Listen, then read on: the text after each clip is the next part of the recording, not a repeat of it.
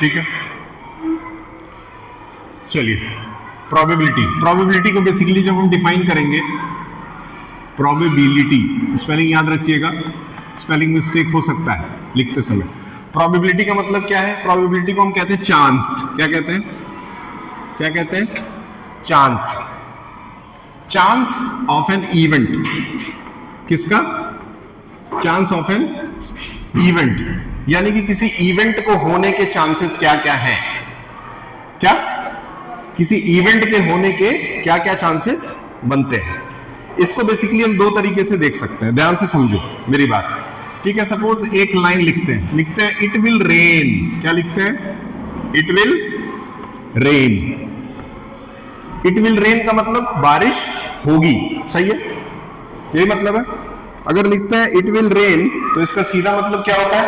बारिश होगी, है ना। अगर हमसे कोई बोले कि नॉर्मली क्या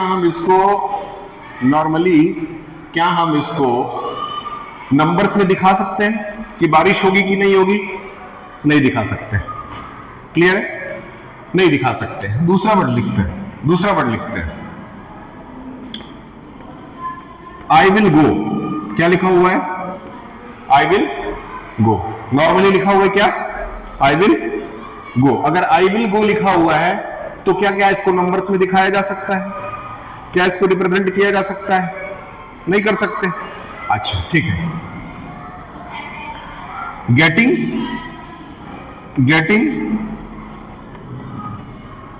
head while tossing a coin. अगर आप एक कॉइन उछालते हैं तो हेड आ सकता है। क्या इसको नंबर्स में दिखाया जा सकता है? क्या इसको नंबर्स में दिखाया जा सकता है? 100% दिखाया जा सकता है। कैसे? ध्यान से समझिए। मान लेते हैं एक कॉइन है आपके पास, उसको आपने क्या कर दिया? टॉस कर दिया, सही है। टॉस करने के बाद either it will be head और इट विल बी टेल। कोई दिक्कत वाली बात? ठीक है ना। या तो हेड आएगा या तो टेल आएगा। अगर हमसे कोई कहता है कि हेड आने की प्रोबेबिलिटी क्या है, तो इसका सीधा मतलब है कि आपके पास टोटल नंबर ऑफ आउटकम्स कितने हैं? 2 है। या तो हेड या तो, मतलब टोटल नंबर ऑफ आउटकम्स कितने आ गए, लेकिन उसमें से हेड कितनी दफा आ रहा है? एक बार आ रहा है। इसका मतलब 1/2 इसकी प्रोबेबिलिटी बन गई। समझ में आया? तो प्रोबेबिलिटी यही कहता है कि जैसे इसको और इसको आप नंबर्स में नहीं दिखा सकते, इन दोनों को नंबर में रिप्रेजेंट नहीं कर सकते थे, लेकिन इस वाले केस को कर सकते हैं। तो क्या मतलब हुआ कि अगर इस वाले केस को हम नॉर्मली नंबर में रिप्रेजेंट कर पा रहे हैं, तो ये बेसिकली किससे रिलेटेड हो गया? मैथ से। और इसी पार्ट को हम लोगों को पढ़ना है, मतलब किन केसेस को अपने जीवन में ऐसे कौन कौन से केसेस हैं जिनको हम नंबर में रिप्रेजेंट कर सकते हैं। सपोज लूडो खेलते हैं, चलो आ जाओ लूडो खेलते हैं, अच्छी बात, लूडो खेलना अच्छी बात। अब भैया लूडो खेलते हैं तो जाहिर सी बात है उसमें एक डाइस होता है कि नहीं? अब डाइस जो होता है उस पे नंबर है 1 2 3 4 5 और 6। मेरे ख्याल से यही सारे नंबर हैं। अच्छा, अब इसमें अगर ये सारे नंबर हैं तो एक बार जब हम डाइस देखते हैं तो नॉर्मली कोई एक ही नंबर आता है, एक से ज्यादा नंबर नहीं आता है। अगर इतना एक ही नंबर आता है तो सपोज अगर हमसे कोई बोलता है कि प्रोबेबिलिटी बताइए कि आपका आएगा 1, प्रोबेबिलिटी बताइए क्या चांसेस है कि आपका जो आएगा वो क्या आएगा? 1 आएगा। तो बहुत नॉर्मल सी बात है कि टोटल आउटकम्स कितने हैं? 6 हैं, और उसमें से 1 कितनी बार आ रहा है? सही है। अच्छा, अगली प्रोबेबिलिटी अगर कोई पूछ दे, बताइए कि क्या प्रोबेबिलिटी है कि आने वाला नंबर इवन नंबर होगा? क्या? What is the probability that the given number will be even? तो बताइए इवन नंबर आने की प्रोबेबिलिटी क्या बनती है? हाँ, मेरे ख्याल से इवन नंबर यही है। Even number are the number which are divisible by 2, यानी कि 1 2 3, मतलब 6 में से 3 यानी कि 1/, सही है। क्लियर हो रहा है? सिंपल है। अच्छा, अब प्रोबेबिलिटी बताइए कि नंबर प्राइम होगा।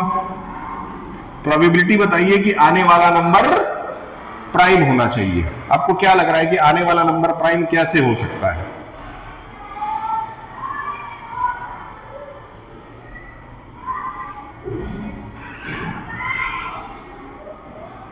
क्या लगता है? अरे भैया प्राइम नंबर कौन कौन सा है? 2, 3 और 5। मतलब कितने प्राइम नंबर हो गए? 1 बाई, क्या कोई बड़ी उलझन वाली बात है? सिंपल है, क्लियर है। चलो एक ही एग्जांपल हो गया। अब आते हैं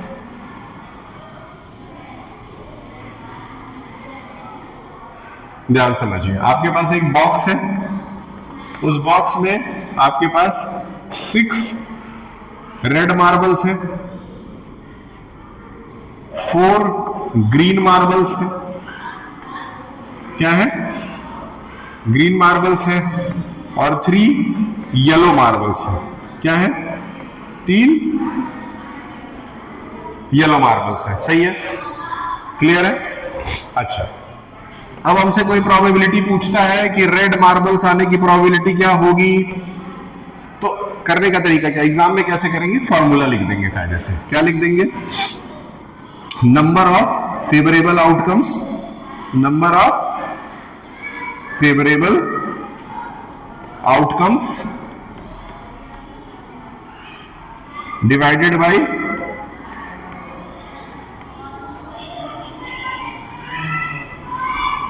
टोटल नंबर ऑफ आउटकम्स। ठीक है, number of favourable outcomes upon total number of outcomes. ठीक, टोटल नंबर कितने? 6, 4, 10, 3,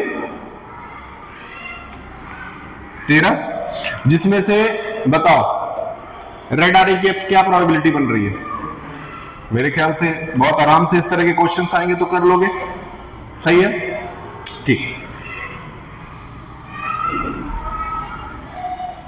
एक पॉइंट और आगे जाते हैं। ठीक, बहुत ध्यान से समझना, ध्यान से सुनो ये चीज। इस पे सवाल बोर्ड पूछ चुका है, हो सकता है इस बार भी पूछ दे। किसी इवेंट के होने की प्रोबेबिलिटी और किसी इवेंट के नहीं होने की प्रोबेबिलिटी हमेशा जोड़ने पे कितना आना चाहिए? 1। याद रखिएगा, ठीक है।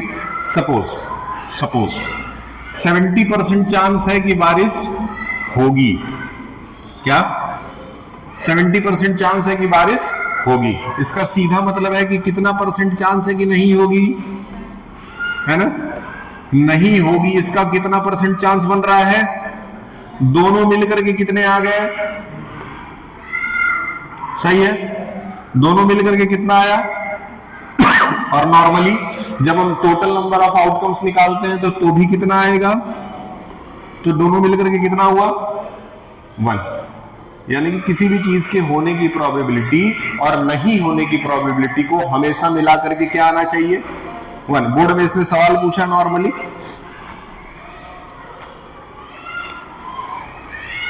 एक सवाल इसने बोर्ड में पूछा है, वो सवाल मैं करा दे रहा हूं।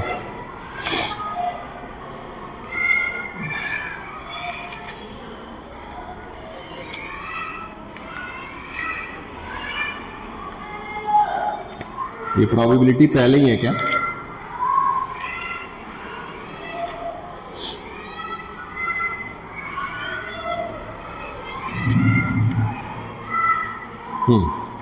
ठीक है, इसका सवाल क्या था बोर्ड के अंदर? ये देखिए, कह रहा है कि प्रोबेबिलिटी जो है इवेंट के होने की वो है 0.05। ठीक है ना? होने की प्रोबेबिलिटी कितनी है? तो नहीं होने की प्रोबेबिलिटी निकालना है, P0 की प्रोबेबिलिटी आपको निकालनी है। ठीक है, क्योंकि हम बताए हैं कि ये दोनों जोड़ करके कितना आना चाहिए?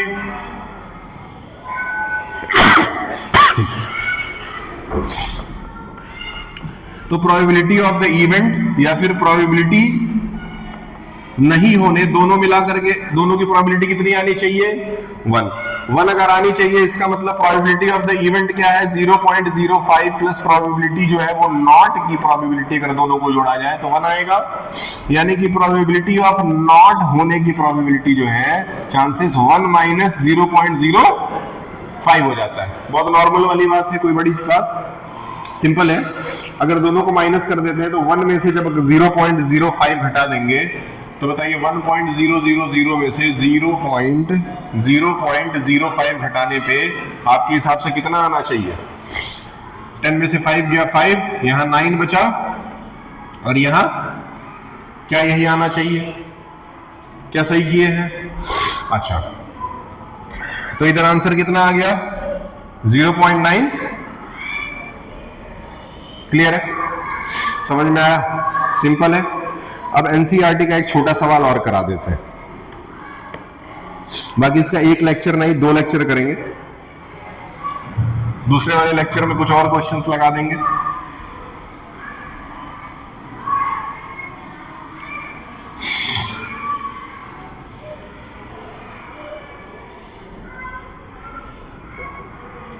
ठीक है, बहुत ध्यान से समझते हैं। कह रहा है कि आपके पास एक गेम है, गेम के अंदर आपके पास ये कुछ सेक्शंस बने हुए हैं।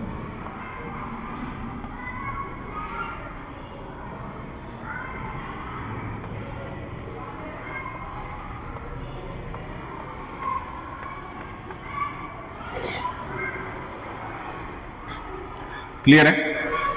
अब देखो इस पे तुमको अब कह रहा है कि एक एरो है इस तरीके से, वो जो गेम होता है इसको गोल गोल घुमा देते हैं, फिर घूमते घूमते किसी एक पे रुक जाता है, कैसीनो वगैरह में होता है। कह रहा है कि क्या प्रोबेबिलिटी है कि नंबर 8 आएगा? क्या प्रोबेबिलिटी है कि इसको घुमा देने पे नंबर 8 आएगा? तो पहले तो ये देखिए कि टोटल कितने नंबर्स हैं? 8, जिसमें से 8 कितनी बार आ रहा है? क्लियर है? ठीक है। उसके बाद दूसरा कह रहा है कि एन ऑड नंबर आने की क्या प्रोबेबिलिटी है बताइए? ऑड नंबर आने की प्रोबेबिलिटी बता दीजिए। तो बताइए ऑड कौन कौन सा है? 1, 3, 5, 7। ये हो गया 4 और नीचे क्या आ गया? क्लियर है? कोई बड़ी वाली बात नहीं है। तीसरा सवाल है, बताइए अ नंबर ग्रेटर देन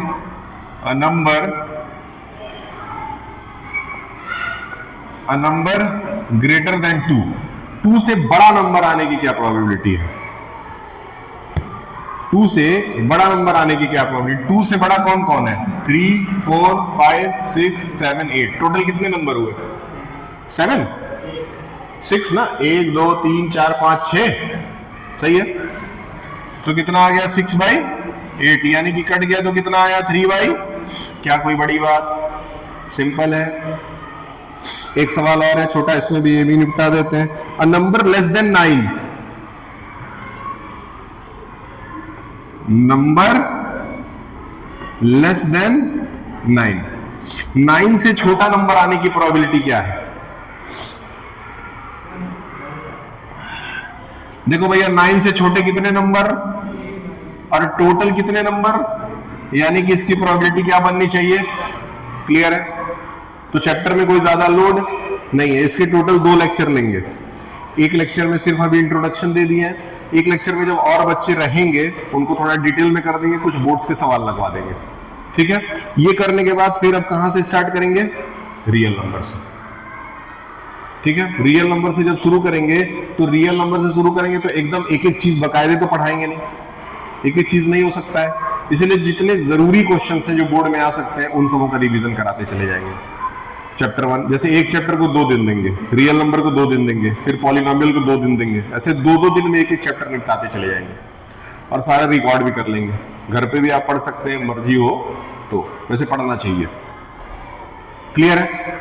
इसको नोट कर लीजिएगा, चैप्टर नाम डाल लीजिएगा, कुछ क्वेश्चंस अपने से जितने आपसे पॉसिबल हो एटलीस्ट इसमें फिल इन द ब्लैंक्स वगैरह भी जरूरी है, वो भी कर लेते हैं। 10 सवाल जरूर लगा लीजिएगा, लिख लीजिए।